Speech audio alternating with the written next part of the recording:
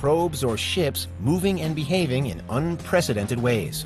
So much so that a 2022 multi-authored research paper, published in the journal EPL, argued that the mysterious capabilities shown in UFO footage really could be explained by anti-gravity technology. For supporters of Bob Lazar, it's as though the rest of the world is finally catching on to what he's been saying for decades. And while they've allegedly done so in the past, it's getting harder and harder for governments to hush up the evidence. Full disclosure, perhaps, is just around the corner. Advocates claim that there's a pretty clear timeline to follow. Something crashes in Roswell in the 1940s. Shortly afterwards, science in general starts to research anti-grav tech.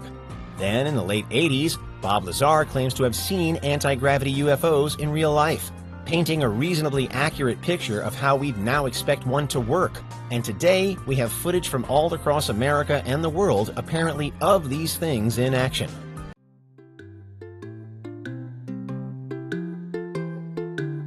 Hush up. Hush up.